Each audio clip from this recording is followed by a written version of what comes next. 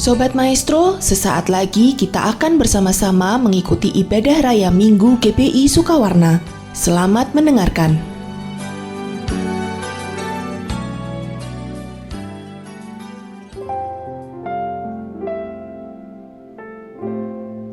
Hanya dalam hadirat-Mu Tuhan, kami mendapatkan ketenangan.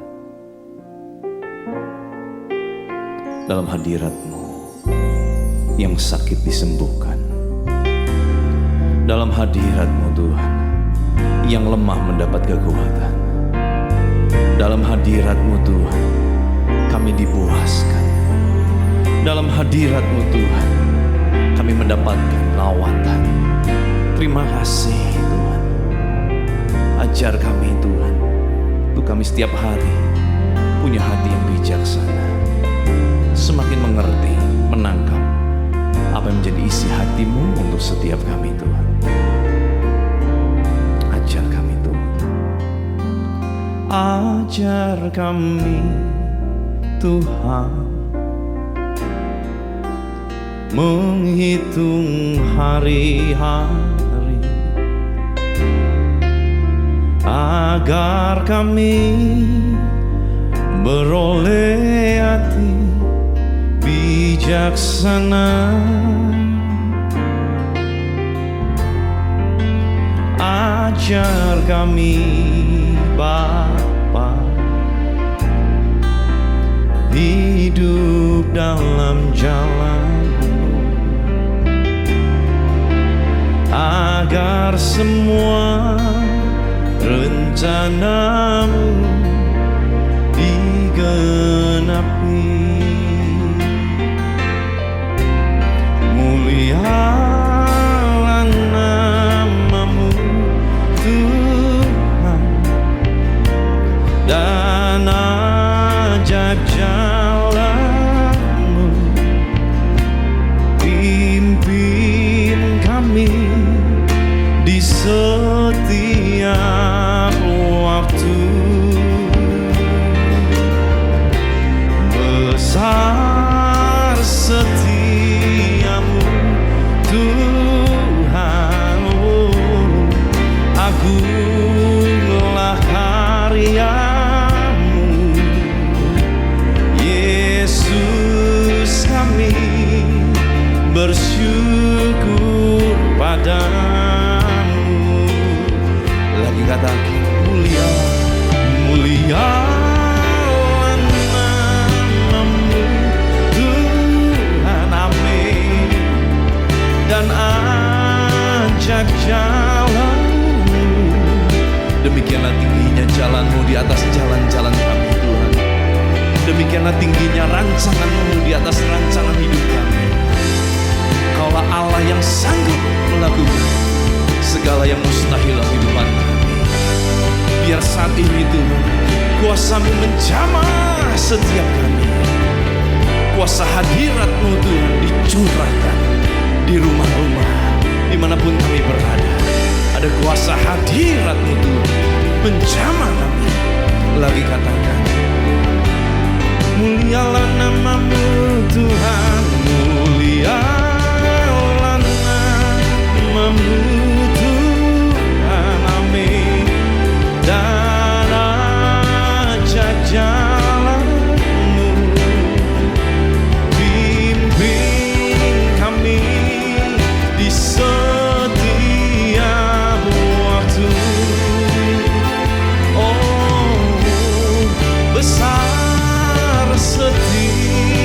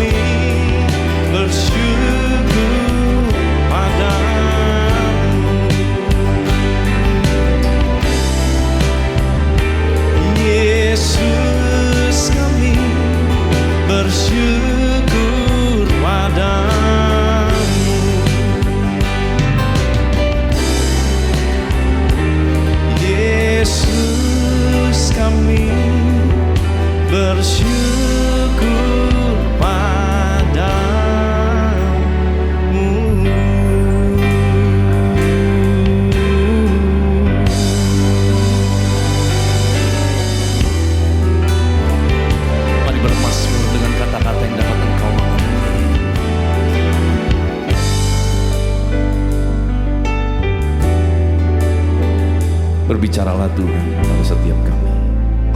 Urapi setiap kami. Buat kami mengerti, memahami apa yang menjadi isi hati-Mu Tuhan. Biar pengurapan yang datang daripada-Mu menjamah setiap kami. Memampukan kami Tuhan menangkap apa yang menjadi isi hati-Mu. Terima kasih Bapa. Biar kuasa kehidupan Kristus, kuasa kebangkitan Kristus yang mengalir memerintah atas setiap kami. Di dalam nama Tuhan Yesus Kristus. Haleluya. Sama-sama yang siap mendengar firman Tuhan kita katakan amin. Shalom saudara. Senang rasanya saya boleh kembali memberitakan firman Tuhan pada hari ini melalui ibadah online GBI Sukawarna. Hari ini kita belajar satu topik firman Tuhan yang saya beri judul adalah batal. Kenapa kok janji Tuhan belum digenapi dalam kehidupan kita? Mungkin bisa-bisa itu adalah janji yang tidak akan pernah digenapi karena batal. Loh, kok bisa batal, saudara? Mari kita lihat, ada beberapa hal respon dari orang-orang Israel pada saat itu yang membuat akhirnya janji Tuhan batal dalam hidup mereka. Mungkin banyak di antara kita sedang menanti janji Tuhan. Mungkin kita sudah mulai memperkatakan. Kita sudah beriman, kita sudah lakukan segala hal, saudara. Tetapi kenapa ya janji Tuhan belum kunjung terjadi? Saudara, saya rindu melalui firman Tuhan hari ini, kita betul-betul mengalami janji Tuhan. Sehingga tidak ada satupun yang tidak terjadi dari janji-janji itu. Saudara, kita lihat 1 Samuel pasal 2 ayat yang 30. Ini adalah kisah di mana waktu itu Tuhan berfirman. Jadi firman Tuhan waktu itu ditujukan kepada seorang bernama Imam Eli. Dikatakan 1 Samuel 2 ayat 30. Sebab itu demikianlah firman Tuhan Allah Israel. Sesungguhnya aku telah berjanji. Keluargamu dan kaummu akan hidup di hadapanku selamanya. Jadi ini Tuhan sudah pernah janjikan. Tetapi sekarang, ya, tiba-tiba Tuhan berkata ada sebuah perubahan. Tetapi sekarang demikianlah firman Tuhan. Jauhlah hal itu daripadaku. Sebab siapa yang menghormati aku akan kuhormati. Tetapi siapa yang menghina aku akan dipandang rendah. Saudara, sejujurnya Tuhan sudah berfirman kepada nenek moyang dari Imam Eli, yaitu keturunan dari Itamar, anak Harun, yang adalah keturunan imam besar, bahwa keturunannya akan terus menjadi imam besar dan tidak pernah putus dalam hadapan Tuhan. Tetapi pada zaman Imam Eli tiba-tiba janji itu diputuskan. Janji itu di-cancel, janji itu dibatalkan. Saudara, kita perlu memahami ini, bahwa sebuah perjanjian itu membutuhkan minimal dua pihak. Harus ada sebuah kerjasama antara pihak yang satu dan pihak yang lain. Maka dari itu Roma 8 ayat 28 dikatakan Allah turut bekerja. Nah, kata Allah turut bekerja dalam terjemahan Amplified Bible dikatakan causes all things to work together. Bagus sekali di sini jelas dikatakan to work together. Ada sebuah kerjasama. Ada yang menjadi bagian Tuhan, ada yang menjadi bagian kita. Kita tidak bisa dengan semena-mena mengklaim janji Tuhan tanpa kita melakukan apa yang menjadi bagian kita dalam perjanjian itu, saudara. Waktu Allah berinisiatif untuk memberikan perjanjiannya, berinisiatif melakukan apa yang sudah Dia janjikan, kita pun harus merespon, saudara. Kita harus merespon dengan cara yang benar. Saudara, jangan pernah berpikir dengan kita terima Yesus terus hidup kita boleh seenaknya. No. Justru waktu kita terima Yesus, kita terima anugerahnya, kita harus lebih sungguh-sungguh menjaga anugerah Tuhan itu. Bukan dengan kekuatan kita, tetapi dengan kekuatan Tuhan. Tetapi kita harus punya satu kemauan untuk menjaga setiap anugerah yang Tuhan berikan. Respon kita menjaga anugerah Tuhan adalah sikap menghargai setiap anugerah yang Tuhan berikan. Itu saudara. Mari kita lihat apa yang membuat janji Tuhan dibatalkan dalam kehidupan Imam Eli. Jadi ada beberapa poin saudara kita akan bahas secara singkat saja. Ada 3 poin yang jelas sekali di sana dikatakan adalah yang membuat janji Tuhan batal. Yang pertama adalah serakah, greedy, serakah. Di sana dikatakan mengapa engkau memandang dengan loba. Nah, kata loba saudara dalam terjemahan Inggris adalah serakah, greedy. Bukankah hari-hari ini sedang terjadi banyak sekali orang terjerumus kepada investasi-investasi yang bodong. Satu, kalau kita boleh jujur, saudara. Satu, karena sebuah keserakahan. Mungkin kita punya 1000 alasan kita berkata, tapi pastor, kita nih butuh. Oke, kita bisa berkata dengan berbagai alasan, saudara. Tetapi kalau kita menggali ke dalam diri kita, sebetulnya kenapa banyak orang Kristen bahkan begitu tertarik dengan uang yang dapat berlipat ganda dalam waktu yang sangat singkat? Karena motivasi satu, di dalam diri, sadar atau tidak sadar, mohon maaf saudara, tetapi sadar atau tidak sadar, di dalam diri kita ada satu rasa serakah.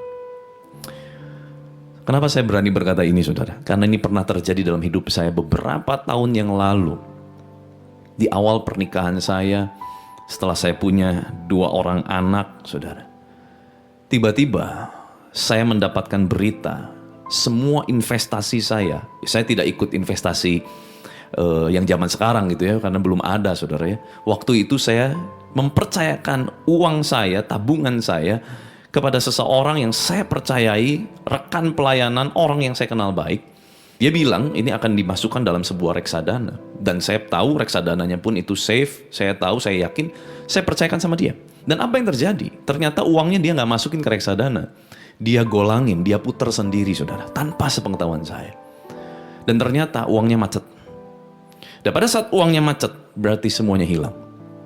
Saudara, saya sempat gak percaya, kok gak mungkin lah dia berani tipu saya.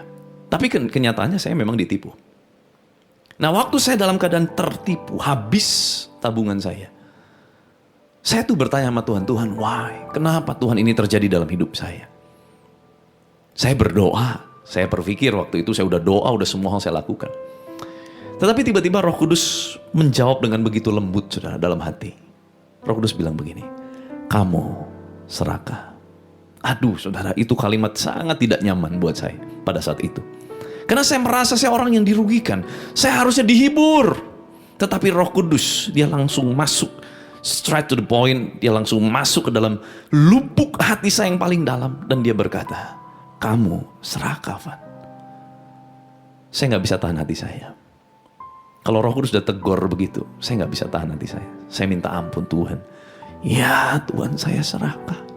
Jauh di dalam lubuk hati saya yang terdalam, dengan 1000 alasan saya mungkin berkata, ya anak saya 2, saya lagi butuh tambahan, saya butuh penghasilan lebih, saya butuh passive income. Apapun itu alasan saya. Tetapi jauh di dalam lubuk hati saya serakah. Saudara, hati-hati. Saat kita mulai memandang loba kepada korban, memandang loba, memiliki hati yang penuh dengan keserakahan, hati-hati saudara. Itu bisa memblurkan kita, membuyarkan kita dari memandang kepada rencana Allah. Kita mulai terdistract, kita mulai tergiring kepada hal-hal yang bukan Allah, kepada hal-hal yang adalah dunia, adalah hal-hal yang lebih kepada daging, bukan kepada hal-hal yang lebih ilahi. Hati-hati saudara. Keserakahan manusia itu dapat membuat rencana Tuhan batal terjadi. Nah saudara, kata lain dari memandang loba kepada korban sebenarnya juga mengandung arti adalah memandang rendah kepada korban. Waktu itu korban yang dipersembahkan adalah dari mereka orang-orang yang sungguh-sungguh ingin supaya hidup mereka berubah, ingin mempersembahkan yang terbaik kepada Tuhan. Itu korban yang datang pada satu. Tetapi mereka, Imam Eli dan anak-anaknya, memandang dengan rendah. Artinya menganggap enteng semua korban-korban itu. Hati-hati saudara. Jangan sampai hari-hari ini kita menganggap enteng korban kepada Tuhan. Ayo kasih waktu yang terbaik. Kapanpun bisa kok cari Tuhan. Tuhan kita kan omnipresent, kapanpun juga bisa ditemui. Betul. Tetapi jangan pernah menganggap rendah kepada korban. Jangan pernah menganggap rendah kepada sesuatu yang memang kita harus berikan kepada Allah. Ayo saudara, saya mau mendorong saudara lagi. Mendorong kita semua, yuk. Mari ingat lagi. Korban-korban kepada Tuhan yang memang kita harus persembahkan. Berikan yang terbaik saudara. Berikan yang terbaik. Nah saudara, yang kedua, Yang kedua, yang membuat rencana Tuhan batal, yang membuat janji Tuhan batal dalam kehidupan Imam Eli adalah menghormati manusia lebih dari Tuhan. Menghormati manusia lebih dari Tuhan. 1 Samuel 2 ayat 29 bagian B dikatakan, dan mengapa engkau menghormati anak-anakmu, your sons dalam bahasa Inggrisnya, lebih daripadaku. Saudara, kalau bicara mengenai ini, kita akan memahami bahwa anak laki-laki buat orang-orang Yahudi pada saat itu adalah sebuah kebanggaan, simbol kehebatan, simbol keberhasilan, simbol kekuatan, simbol berkat pada saat itu, saudara. Dan pada saat simbol-simbol itu, hal-hal yang bukan Tuhan itu dijadikan, dihormati lebih daripada Tuhan, artinya sudah memberhalakan. Hari-hari ini apa yang menjadi simbol-simbol kebanggaan kita? Mungkin simbol kebanggaan kita adalah kekayaan, harta kita. Mungkin simbol kebanggaan kita adalah status sosial kita. Mungkin simbol kebanggaan kita adalah followers kita, subscriber kita. Mungkin itu adalah simbol-simbol kebanggaan yang kita miliki sampai hari ini. Hati-hati, saudara. Kalau kita mulai menghormati itu lebih daripada menghormati Tuhan, bahkan sampai kita melupakan Tuhan, hati-hati, saudara. Mohon maaf, saudara, hari-hari ini dengan keadaan pandemi yang berkepanjangan, banyak orang sudah mulai merubah kebiasaan. Tidak lagi beribadah, tetapi mulai lagi lebih menghargai, menghormati hobi-hobinya. Sehingga akhirnya ibadah dinomorduakan. Ayo melayani Tuhan lagi yuk. Aduh, sekarang saya udah banyak kegiatan lain. Sekarang saya udah sering olahraga, golf, sepeda. Hati-hati, saudara. Waktu ada sesuatu yang kita hormati lebih daripada Tuhan, hati-hati, ini bisa membuat batalnya janji Tuhan di dalam kehidupan kita. Apa sih dosa dari anak-anak Imam Eli? Ada 5, saudara. Yang pertama, tidak mengindahkan Tuhan. Itu ada di ayat ke-12. Yang kedua, melanggar batas hak para imam. Yang ketiga, mengancam dengan kekerasan. Wow. Yang keempat, memandang rendah kepada korban untuk Tuhan. Dan yang kelima, berzina dengan para pelayan Tuhan. Dan ini dianggap biasa oleh anak-anak Imam Eli. Hal-hal ini menjadi biasa buat mereka. Bahkan dikatakan 1 Samuel 2 ayat 22-24. Eli telah sangat tua apabila didengarnya segala sesuatu yang dilakukan anak-anaknya terhadap semua orang Israel. Dan bahwa mereka itu tidur dengan perempuan-perempuan yang melayani di depan pintu kemah pertemuan. Berkatalah Eli kepada mereka anak-anaknya. Perkataan Eli ini begini, bikin saya bingung, saudara. Mengapa kamu melakukan hal-hal yang begitu? Sehingga ku dengar dari segenap bangsa ini tentang perbuatan-perbuatanmu yang jahat itu. Janganlah begitu, anak-anakku. Bukan kabar baik yang ku dengar itu, bahwa kamu menyebabkan umat Tuhan melakukan pelanggaran. Saudara, kalau kita lihat ayat ini, perkataan Eli kepada anaknya, saya menangkap sebuah clue dari Eli adalah begini. Ini bahasa kasar saya, saudara. Yang Eli pikirin bukan soal bagaimana orang-orang Israel berdosa, bukan soal anak-anaknya berdosa, bukan. Tetapi Eli cuma berpikir soal image yang dibangun menjadi buruk. Coba perhatikan. Mengapa kamu lakukan hal-hal begitu sehingga ku dengar dari segenap bangsa ini tentang perbuatanmu yang jahat itu? Jangan gitu. Harusnya kabar baik. Ini kan image, saudara. Jadi pada saat itu Eli menegur pun, karena apa? Karena dia gak mau image-nya jatuh. Proud, ada satu kebanggaan, yaitu image sebagai imam besar pada saat itu. Apa yang menjadi image yang seringkali kita gadang-gadang lebih penting daripada Tuhan? Hati-hati, saudara. Tampak harus baik, tampak harus kaya, padahal itu cuman image, casingnya, dalamnya bobrok, dalamnya hancur, tidak diperbaiki. Bayangkan, saudara, sudah ditegur begitu keras oleh Tuhan, Imam Eli hanya memikirkan soal image dirinya, anak-anaknya di hadapan bangsa Israel. Dia tidak mikirin tentang Tuhan. Hati-hati, saudara, hari-hari ini jangan sampai image yang kita bangun akhirnya menjatuhkan dan bahkan membuat batalnya janji Tuhan dalam hidup kita. Yang ketiga, saudara, yang terakhir, Apa yang membuat janji Tuhan batal digenapi? Yang ketiga adalah mengambil bagian Tuhan. Mengambil bagian Tuhan. 1 Samuel 2 ayat 29 bagian C dikatakan, sambil kamu menggemukkan dirimu dengan bagian yang terbaik dari setiap korban sajian umatku Israel, korban bagian yang terbaik adalah punya Tuhan. Tetapi diambil menjadi sesuatu yang menggemukkan, menyehatkan, menyenangkan buat Imam Eli. Lemak terbaik, kata terbaik di sana menggunakan kata bahasa Ibrani resith, yang artinya adalah yang utama, hasil pertama, the first fruit, the principal things. Itu adalah punya Tuhan. Saudara, Tuhan gak suka waktu apa yang jadi bagian Tuhan diambil alih oleh anak-anaknya, oleh kita. Hati-hati saudara, jangan sampai kita melanggar batasan. Apa yang menjadi hak kita, apa yang menjadi hak Tuhan. Jangan ambil hak Tuhan. Berkali-kali Alkitab mencatat tentang hak Tuhan adalah satu, bagian yang terbaik dari lemak korban itu. Yang kedua, beberapa kali juga Alkitab mencatat, jangan mengambil hak Tuhan apa? Pembalasan. Dikatakan pembalasan adalah hakku. Bahkan Ulangan 32-35 berkata, hakkulah dendam dan pembalasan. Mohon maaf saudara, saya rindu saudara diberkati. Tetapi Tuhan tidak bisa berkati saudara kalau saudara simpan dendam, rasa amarah, balas dendam. Tunggu ya, hari ini kamu masih di atas. Ada waktunya nanti saya naik, saya habisin kamu. Dendam ditaruh di hati. Just be very careful saudara. Berhati-hati. Sedikit saja itu bisa menjadikan kita tergelincir dan tidak mengalami janji Tuhan. Izinkanlah, berikan ruang, bahkan kita berkata, berikanlah ruang kepada pembalasan itu punya Tuhan. Sebab Tuhan akan membalas dengan adil. Pembalasan bukan bagian kita. Mari saudara, lembutkan hati kita hari-hari ini. Segala kemarahan, segala dendam, amarah, yuk kita taruh di bawah kaki Kristus.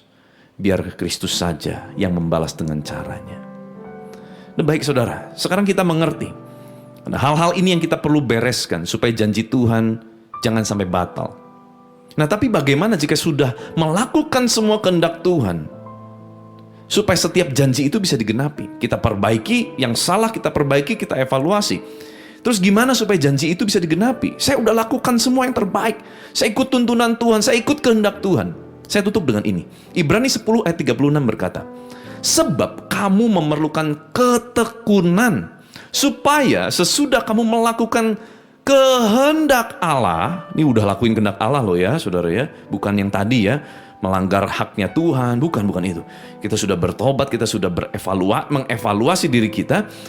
Kita sudah lakukan kehendak Allah, tetapi kok juga belum terima. Nah ini yang kita perlu tambahkan. Kamu memerlukan ketekunan, supaya sesudah kamu melakukan kehendak Allah, kamu memperoleh apa yang dijanjikan itu. Sayang sekali saudara, kalau kita sudah melakukan semua kehendak Allah, tetapi kita nggak punya yang namanya ketekunan. Sehingga apa? Janji Tuhan belum sempat digenapi. Kita sudah keburu kecewa sama Tuhan. Ayo saudara, kita perlu yang namanya konsistensi.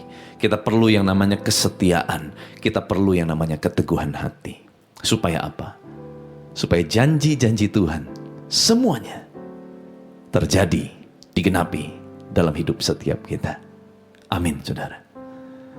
Mari saudara kita akhiri ibadah kita pada hari ini. Kita mau angkat sebuah pujian. Kau ajaib di tempat ini, ya Bapa. Kau ajaib di tempat ini, Aba Bapa. Kau layak terima pujian, hidupku bagimu. Kau ajaib di tempat ini, ya Bapa. Lagi katakan, kau ajaib di tempat ini, ya Bapa. Oh, kau ajaib di tempat ini, Aba Bapa, oh Kau layak terima pujian, hidupku bagimu. Kau ajaib di tempat ini, ya Bapa. Yang membutuhkan keajaiban Tuhan, angkat suara kita dan katakan, Kau ajaib di tempat ini, ya Bapa. Kau ajaib di tempat ini, Aba Bapa. Oh, Kau layak terima pujian, hidupku bagimu. Kau ajaib di tempat ini, ya Bapa. Lagi katakan, Kau ajaib di tempat ini, ya Bapa. Kau ajaib di tempat ini, Aba Bapa. Oh, Kau layak terima pujian, hidupku bagimu. Kau ajaib di tempat ini, ya Bapa. Oh, Kau ajaib di tempat ini, ya Bapa. Kau ajaib di tempat ini, ya Bapa.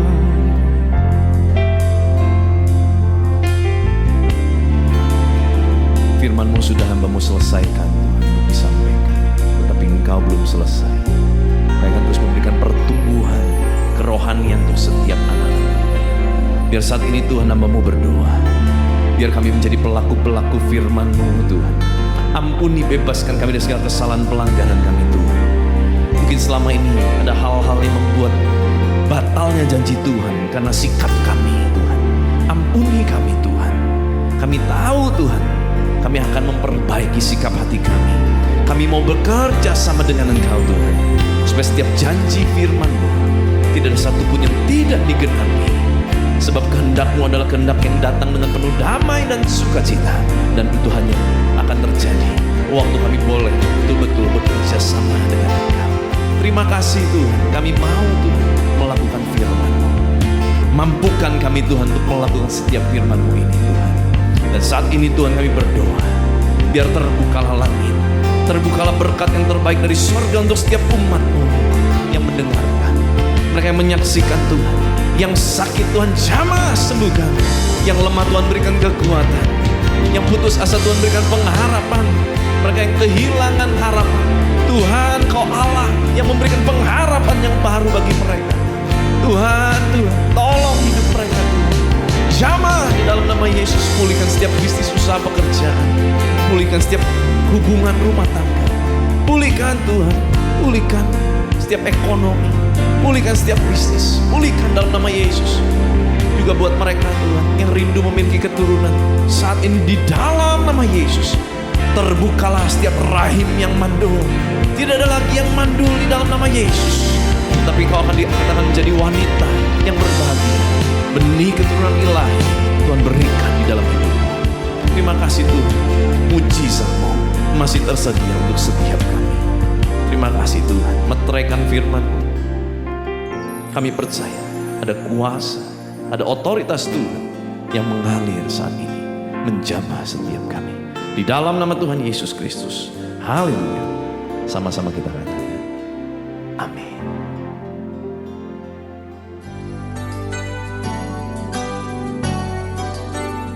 Sobat Maestro, Anda baru saja mengikuti ibadah raya Minggu GBI Sukawarna.